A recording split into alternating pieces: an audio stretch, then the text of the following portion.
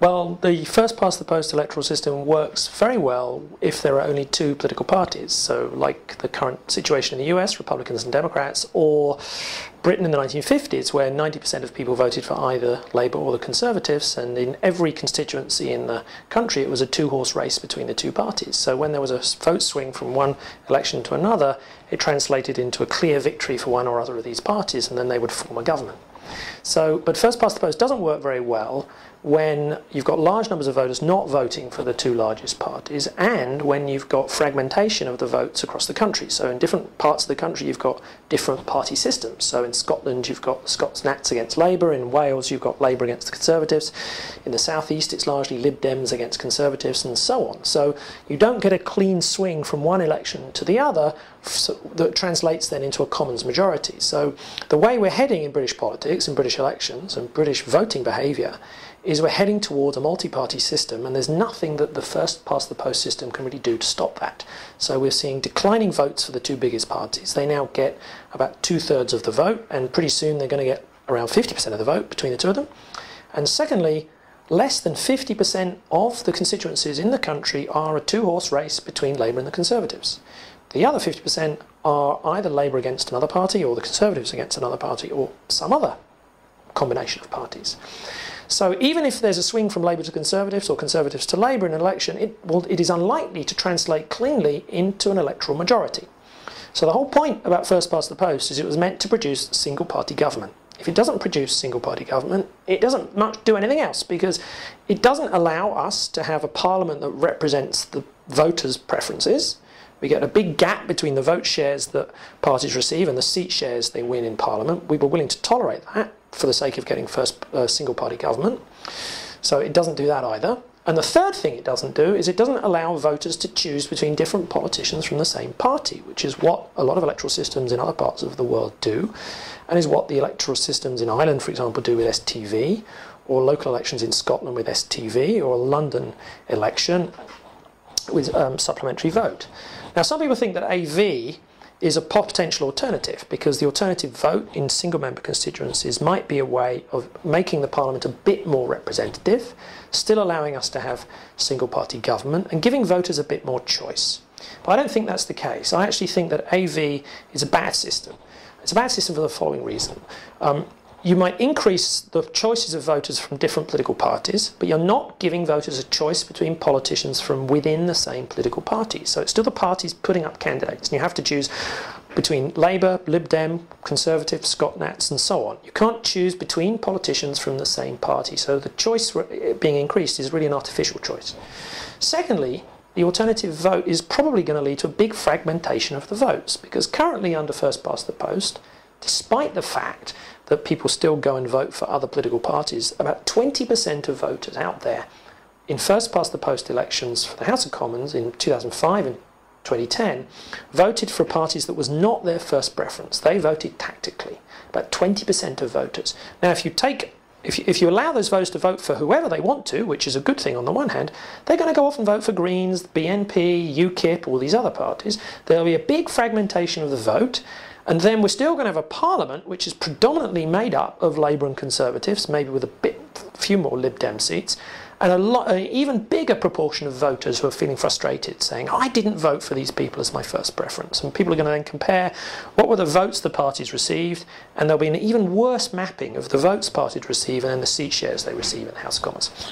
It's also not likely, it's also going to increase the likelihood of coalition government. So, you know, in a sense, it's like first past the post in that it's not very proportional, it doesn't give us much choice, but it doesn't guarantee single party government. So if you're going to move from the current electoral system, I'd rather we move to some proper form of PR and say, look, first past the post does not give us single party government.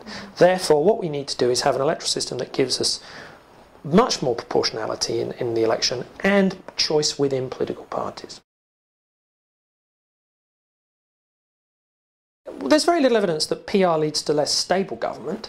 PR does lead to coalition government, but the key is it's much better to have coalition government with a small number of parties than it is either A, to have coalition government with lots of parties, like in Holland or Israel, or B, single party government, which doesn't really represent the majority of the voters. So for a long time we've had governments in Britain with significantly less than 45% of the vote. So the majority of the public has not voted for the party that runs the country. So a lot of other countries look at Britain and say, how democratic can that be? We would never tolerate that in our country, that you have to have a majority of the votes to form a government. So, you know, now this government actually has a majority of the votes. If you add up Conservative and Lib Dem voters, that's a majority of the people. And that's the first time for a long time, I think since the 60s actually, that we've had the majority of the voters voting for the party that formed the government. So the trick then is to have a type of electoral system that discourages too much fragmentation of the vote, that encourages voters still to vote for relatively large political parties, but allows for a bit more pluralism than we have now. So the German system, for example, they have coalition government, but it's invariably only two parties in government. It's pretty clear. You get either the Greens and the Social Democrats, or you get Lib Dems and the Conservatives in government. So you get this choice between these two blocks. No, and you have very stable government. They last just as long as the British governments do, as single-party government, and you know, in Ireland they last just as long, and they have PR. So it's kind of a myth that you have PR, you have kind of all of a sudden we're going to be Israel. Well, you know, we've had PR in Scotland and PR in Wales, and we've got pretty stable government in Scotland and Wales, and we have PR in Portugal and in Spain and in Holland and in Belgium and in Germany and in Denmark and in Norway and in Sweden and in Finland, and there's plenty of other countries in the world that have PR. They have pretty stable governments and highly accountable governments. We don't really have accountable governments, we don't have representative governments, and we don't have much choice between politicians. So, you know, our electoral system stinks, really. Well, actually, AV, I think, is a much bigger change than I think people will sort of let on. They like the fact that AV is single-member constituencies, but voters are going to be asked to put numbers on the ballot paper rather than a cross. Now, that's quite a big change for a lot of voters who may be very confused by an AV ballot paper. So, you know, and ranking all the parties in certain rank order.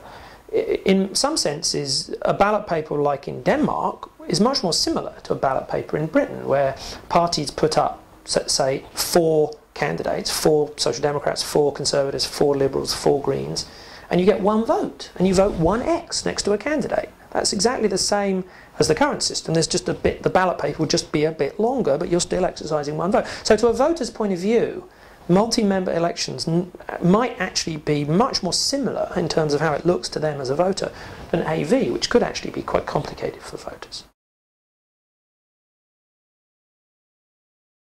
The only benefit with staying with first past the post is if we're going to move back towards the type of party system we had in the 50s or early 60s in Britain.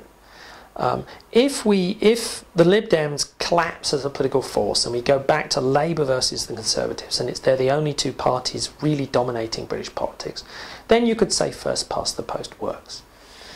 I actually think it's highly unlikely that that's going to happen. It's almost the sort of the cat's out of the bag, really. In local elections, European elections, Scottish elections, Welsh elections, London Assembly elections, large proportions of voters are used to voting for parties that are not Labour or the Conservatives. And they're going to want to do that. No matter what ballot paper you put in front of them, they're going to want to do that. So this is why you're getting this big fragmentation of the votes, and why there's been a general decline in... So despite the fact the media overwhelmingly focuses on the 2 biggest parties and the leaders of the 2 biggest parties, it's remarkable how many voters thumb their nose at that and go out and vote for other parties. So you know, it's astonishing that voters still will go out there and vote for who they want to vote for. And it's very difficult that first past the post, in a sense, is sort of trying to repress that natural urge that's there in the British voters. So we have an electoral system that's not really fit for the way people in Britain want to be able to vote. It would be much more fair representation in Parliament of the plurality of voters' views. So if you think about, you know, in the British election study that took place in 2010, they asked voters who their first preferences were and then which party they voted for. Well, a lot of people, almost 20% of the voters ended up voting for somebody that they would have rather voted for somebody else, but they felt their candidate didn't have a chance of winning, so they had to go and vote for somebody else. Well, wouldn't it be better to just let people vote for who they want to vote for and represent that pluralism in Parliament? That was what the rest of the continent in Europe, and that's what almost all new democracies do when they design electoral systems, is they say, that's what we want democracy to do. We want Parliament to be a microcosm of the preferences of the voters. So if there's a certain proportion of the voters who vote Green, or a certain proportion of the voters who vote BNP, or UKIP, or Scots Nats, or Welsh Nationalists, or whoever, they should be represented fairly in Parliament. And our system doesn't represent them fairly. The reason why we've allowed that is we said, well, the problem with that is it leads to coalition government. And the trade-off is between a sort of fair representation in Parliament and single-party government. So that's the trade-off, and we made a choice then to go for, we compromise on this sort of pluralism so we can have single-party government. Actually, we don't have single-party government, we have coalition government now. So if you're going to have coalition government, you may as well have properly pluralist parliaments.